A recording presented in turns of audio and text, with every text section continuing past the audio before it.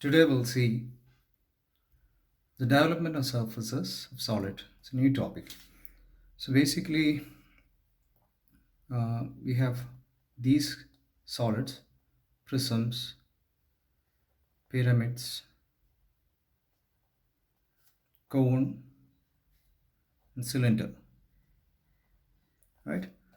Now we'll start with the basics. So in this video, I'll just very briefly touch upon what do you mean by the development of surfaces of solids and things like that. And the next video onwards, we'll start drawing.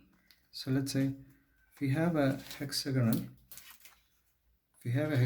prism like this. Okay, it's a hexagonal prism. So if you have a hexagonal prism like this, suppose I'm slicing it open and spreading over a flat surface like this.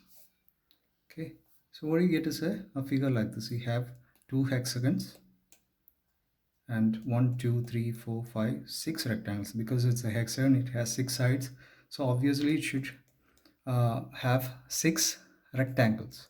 Now these 6 rectangles are all equal in size, and one edge of the rectangle, if you take one rectangle, this side is equal to the length of the base edge, right?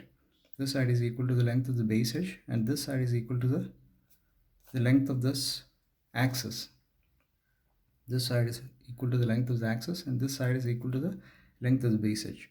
So to draw the development of a hexagonal prism is very simple. All you have to do is you draw 6 rectangles in this fashion, and at the end of the each rectangle you draw 2 hexagons. That's it. Now, how to draw the hexagon, how to draw the development, that we'll see later on. So basically this is what you call the development of a solid. So that's about prisms. In the case of pyramids, you don't have rectangles. Instead of rectangles, you have a triangle. Now what you see here is a pentagonal pyramid. So if I slice it and spread open and spread on a flat surface, okay, this is what you get. You have 1, 2, 3, 4, 5 triangles and a pentagon, right? Now this is called the full development of a solid. If you are asked to draw the lateral development, just the lateral development, this is what you get. Lateral development is 1, 2, 3, 4, 5 triangles only. Okay, you can avoid that base portion. So this now how do you draw the development of a pyramid? You need to have two informations. One is this side of the triangle, which is equal to this. All these are isosceles triangles, which means that these two edges are equal of length. And what is the length of that edge? It's equal to the length of the slant edge. See, length of the slant edge, the true length of the slant edge. So you have the true length of the slant edge, and one side, the other side is the equal to the base edge of the pyramid. Okay, so if you want to draw 5 triangles, you need to know the true length of the slant edge. How to find out the true length of the slant edge, that we'll see later. Okay, now the other thing you need to know is when you look at the development of any solid, development of the surface of any solid, the development you actually see the true length of each and every dimension, because you are actually spreading onto a flat surface just like this. Okay, you're spreading onto a flat surface just like this. So once you have all the things in a flat surface, each and every dimension will give you the true length. So that is the specialty, or the specialty of development of surfaces. If you look at the development of a surface, any dimension that you see in a development is of true length. So that is a pyramid. Now how do you draw what is the development of a cone? If you have a cone like this, okay, a cone like this, you slice open, spread over a flat surface, this is what you see. Okay, sort of a picture like this. What is this side of the cone? This side of the cone is actually equal to the true length of the generator. So what is a generator? Any line which is drawn on the surface of the cone is called a generator.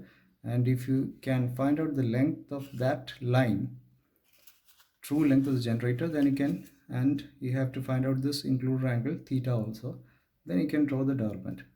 Obviously this shows you the development of a lateral surface. If you want to draw the full development, you have to include a circle also somewhere at any point on this arc.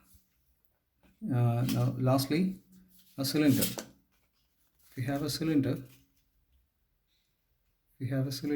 slice open, spread over a flat surface, what you see is a rectangle. Now what is the length of the rectangle? This length is equal to 2 pi r. See the circumference of the circle, and this end, that is equal to the axis length of the cylinder. So prisms, you have rectangles as developments. That's very simple because the size of the rectangle, one side is the axis length, the other side is the base edge length. So that is pretty much easy. In the case of pyramids, you have triangles. In that, you have a catch. You have to, for drawing this triangle, one triangle, you need to know the true length of the slant edge. Now, without drawing the front view, you can't find out the true length, front view and top view. We can't find out the true length of the slant edge. So we'll see that later. The other side is equal to the base edge. In the case of the cone, you need to have two things. This is the development of a cone. You need to find out this angle theta, and this length again is the true length of the generator. Okay, and for drawing the development of the cone also, you have to first draw the front view and top view. Without drawing the front view and top view, you can't draw the development of a cone also. The case of cylinder, it's simple, something similar to a prism. Your development is that of a rectangle, a very big rectangle. This side of the rectangle is equal to the axis height, and this side is equal to 2 pi r, the circumference, right? So that is pretty much the theory.